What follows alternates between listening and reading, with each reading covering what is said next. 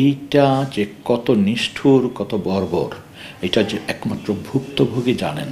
আমরা পরিদর্শন এবং ভুক্তভোগীর কাছ থেকে কথা শুনে যেটা বুঝেছি, এটা আমরা কল্পনাও করতে পারি না। গত ১৫ বছরের গুম ও আয়নাঘরের নির্যাতনের বর্ণনা দিতে গিয়ে চোখ টলমল করছিল খোদ গুম সংক্রান্ত তদন্ত কমিশন সদস্য নূর খান লিটনেরই। বলছিলেন, তদন্তে বেরিয়ে আসা এমন সব বিভৎসতার গল্প যা শুনে গা শিউরে উঠবে যে কারো।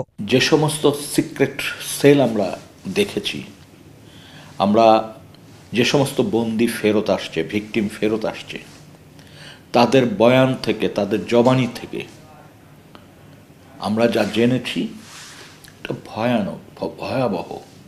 তারপর আমরা যা দেখেছি সেটি আরও ভয়াবহ। অর্থাৎ আপনি কল্পনা করতে পারেন যে 4 ফিট সোয়া 4 ফিট লম্বা, 3 ফিট সোয়া 3 ফিট চওড়া, বা 5 ফিট লম্বা, 3 ফিট সোয়া 3 ফিট চওড়া, মাথায় একটা ড্রেনেজ ব্যবস্থা আছে যেখানে পায়খানা প্রস্রাব করা যায়, আর বন্দিকে ওই ঘরটিতেই রাখা হয়।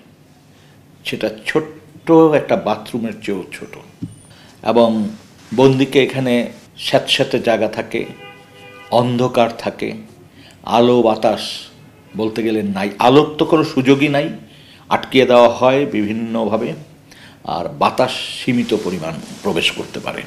এবং ওইখানে যারা বন্দি থাকে তারা দিন রাতের পার্থক্য বোঝে না। তারা কেবলমাত্র যখন খাবার দেয়া হয়, সেই খাবার দেখে তারা শনাক্ত করতে পারে যে আমরা একটা দিন অতিক্রম করেছি। অর্থাৎ সকালে রুটি অথবা খিচুড়ি, এটা সকালে সাধারণত দেয়া হয়, ওইটা দেখে তারা বোঝে যে আমরা একটা দিন অতিক্রম করেছি। আমরা গুহা মানবের কথা শুনেছি যে গুহা মানবরা চিত্র আঁকত, সংকেত লিখত গুহার মধ্যে। আমরা দেখেছি এখানে এক একটা দিন যখন পার করত, ওই সকালের নাস্তা দেখে যখন বুঝতো, তখন হয় আঙ্গুলের নখ দিয়ে, আঁচড় দিয়ে একটা দাগ দিত, অথবা ইটের কোনো টুকরা দিয়ে একটা দাগ দিত, অথবা যে থালা দেওয়া হতো বা খাবারের যে ব্যবস্থা সেটা দিয়ে একটা আঁচড় দিয়ে রাখতো। এইভাবে আমরা ওখানে 182 দিন, 300 কত দিন এরকম পেয়েছি। আমরা অনেক ডেট পেয়েছি ওখানে। আমরা অস্পষ্ট 2-1টি মোবাইল নাম্বার পেয়েছি, 2-1টি ক্ষেত্রে নামও পেয়েছি। মানুষ মৃত্যুর আগে যে আকুতি জানায় সেরকম মর্মস্পর্শী বক্তব্য পেয়েছি। যেমন কেউ লিখেছে আই লাভ মাই ফ্যামিলি, কেউ লিখেছে বিজয় সুনিশ্চিত, কেউ লিখেছে হে আল্লাহ তুমি আমাকে রক্ষা করো, কেউ সূরা লিখে রাখছে। এরকম নানান মর্মস্পর্শী বাণী বা বক্তব্য আমরা ওখানে দেখেছি।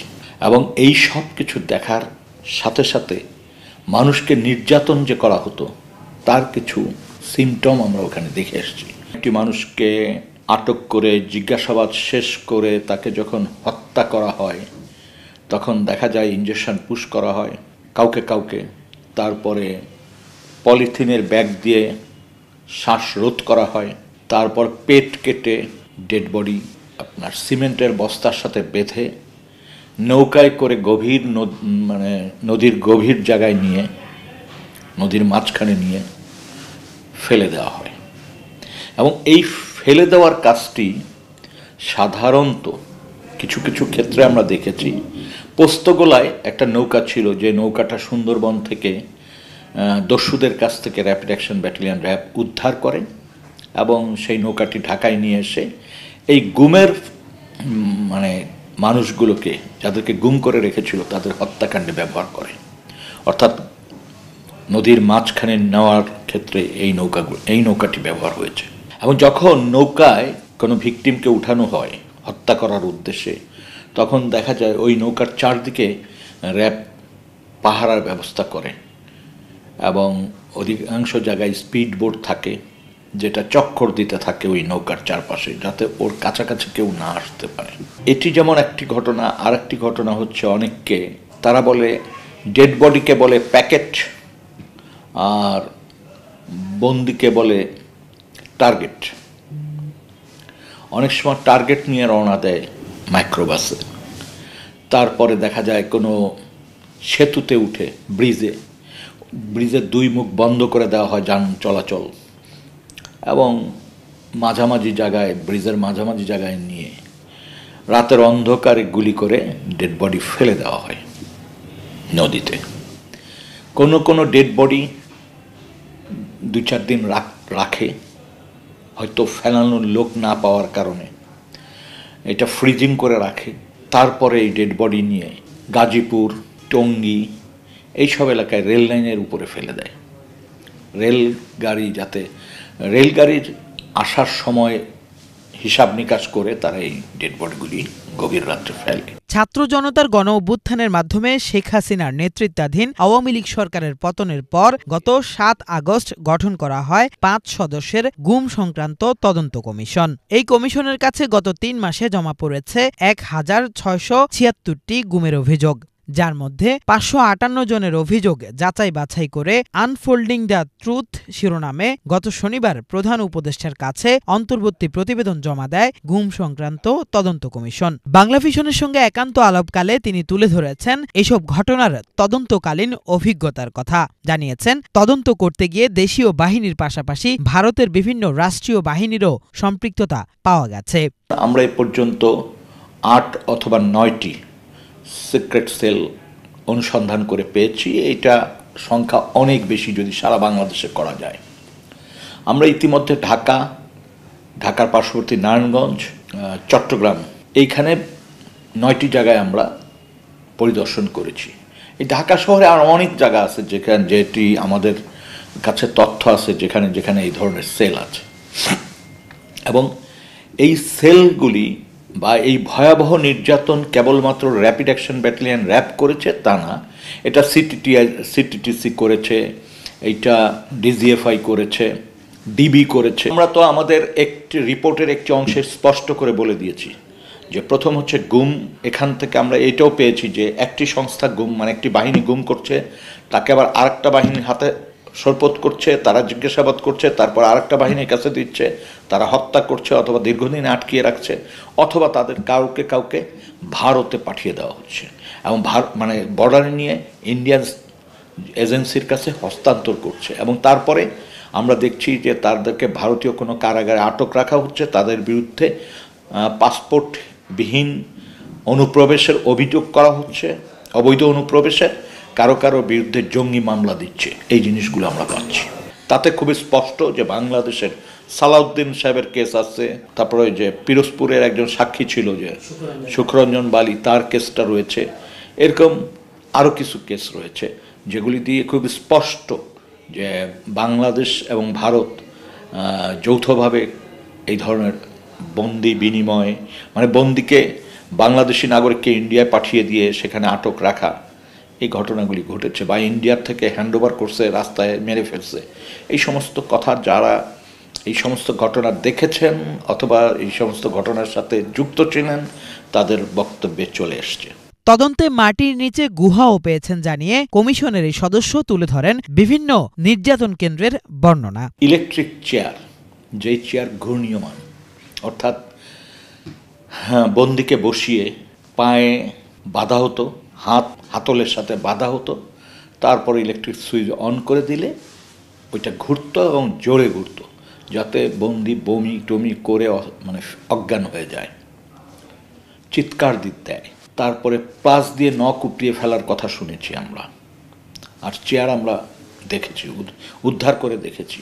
আমরা যে সমস্ত জায়গায় ইন্টারোগেশন, সেলের বাইরে যে সমস্ত ইন্টারোগেশনের রুম ছিল সেগুলি দেখেছি। সেখানে আমরা দেখেছি কিভাবে ইলেকট্রিক যন্ত্র বসিয়ে মানুষকে ছাদের সাথে ঝুলিয়ে দেওয়া হতো, সিলিংয়ের সাথে ঝুলিয়ে দেওয়া হতো। এবং সেই মেশিনটি চাপ দিলে আপনার ওই একটা থাকতো, প্ল্যাটফর্ম থাকতো, ওইটার সাথে যখন হাত বাঁধা থাকতো, বেঁধে দিত, প্ল্যাটফর্ম আস্তে আস্তে উপরে উঠতো, মানুষ ঝুলে থাকতো এবং তারপর নির্যাতন করা হতো। আমরা ইলেকট্রিক শক যেই জায়গাগুলিতে মেশিনটা বসানো হতো সেগুলো আমরা সেই প্ল্যাটফর্ম দেখে আসছি। এগুলি অনেক কিছু এখন নষ্ট করে দেওয়া হয়েছে বা ফেলে দেওয়া হয়েছে, লুকিয়ে ফেলা হয়েছে। তারপরও আমরা এই জিনিসগুলি দেখেছি, উদ্ধার করতে পেরেছি। আমরা গোপন কোটারি দেখেছি, মানে গোপন সেল দেখেছি, বাইরে লেখা রেশন সব, ভিতরে সেল ছোট ছোট। আমরা দেখেছি গুহার মতো একটা জায়গা যেখানে ল্যাট্রিন আমরা চোখে দেখছি, ভিতরে আরও কিছু আছে কিনা আমরা বুঝিনি। আমরা দেখেছি ম্যাপ দিয়ে কিভাবে ওইটা ঠিক ম্যাপ, বড় ম্যাপ, মানে কাপড়ের উপরে যে ম্যাপ থাকে, পুরানো একটা ম্যাপ দিয়ে ওই গুহাটাকে ঢেকে রাখা হয়েছে, অর্থাৎ প্রবেশ পথটাকে।